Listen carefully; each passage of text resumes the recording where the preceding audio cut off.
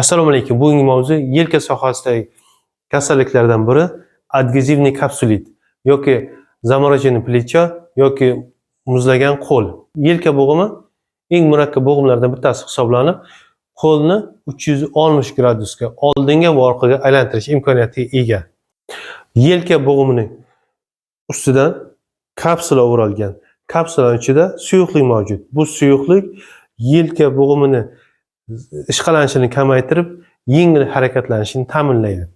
Endi ma'lum bir sabablar natijasida bu kapsulani bujmayib, yelka bo'g'imiga fibroz to'qimalar o'sib, chandiqlanishi, spaykalar hosil bo'lib, yelka bo'g'imiga yopishish natijasida yelka bo'g'imida og'riqni paydo bo'lishi va harakatlarni chegaralanishi bilan kuzatiladigan kasallik bu adgezivniy kapsulit yoki zamorоженный плечо deyiladi. Adgezivniy kapsulitga olib keladigan sabablardan to'lig'icha o'rganilmagan, lekin qandli diabetda yoki autoimmuniy kasalliklar natijasida, ya'ni autoimmuniy kasallikda o'zining immun sistemasi o'zining bo'g'imini yemirish natijasida yallig'lanish, fibroz to'qima hosil bo'lib, shu yerda chandiqlanish natijasida bo'g'imga kapsulani yopishib qolishi kuzatiladi. Adgezivniy kapsulitning 3 ta stadiyasi bor. Birinchi stadiyasi 2 oydan 4 oygacha davom etadi.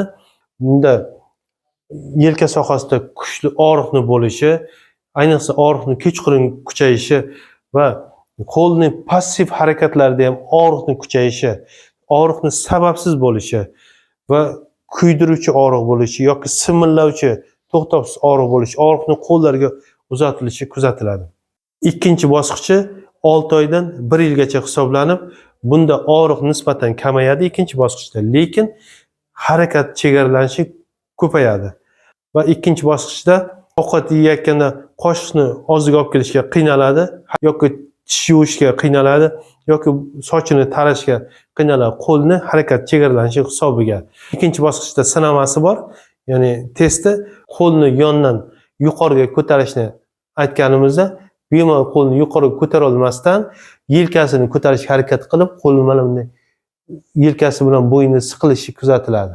Uchinchi bosqichda og'riq ham yo'qolib, harakat ham tiklana boshlaydi. Bu 1 yildan 1,5 yilgacha davom etadi. Bunda harakat asta-sekin har tarafga tiklana boshlaydi, lekin qisman harakat cheklanishi saqlanib qoladi. Tashxis qo'yishimizda UZI tekshirishini o'tkazish yoki rentgenografiya yoki magnitniy rezonansli tomografiya tekshirishlarni o'tkazishimiz mumkin. Davosiga keladigan bo'lsak, shu birinchi, ikkinchi bosqichlarida og'riq qoldiruvchilar, NPV nosteroid preparatlari, Fanigan, QP, diklofenak, diklaberil, ketanol qo'llashimiz mumkin. Ikkinchisi, shu og'rigan sohada bo'g'imda harakatini cheklash va qaltis harakat qilmaslik.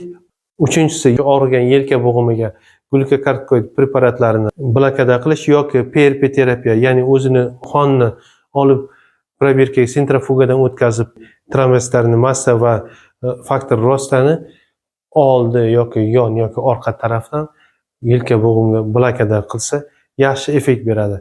Bu og'riqni qoldirib, yallig'lanish prosesini yo'qotadi. To'rtinchisi, shu sohaga UVC, visokachastotniy volna qilishimiz mumkin. Beshinchisi, og'riqlar kamayib yo'qolgandan keyin davolovchi mashqlar 2 haftadan keyin asta-sekin boshlashimiz mumkin. Qisqacha adgezivniy kapsulit haqida mana shu ma'lumotlarni yetkazmoqchi edim. Savollaringiz bo'lsa kommentariyada qoldirishingiz mumkin. Sog' bo'lingizlar.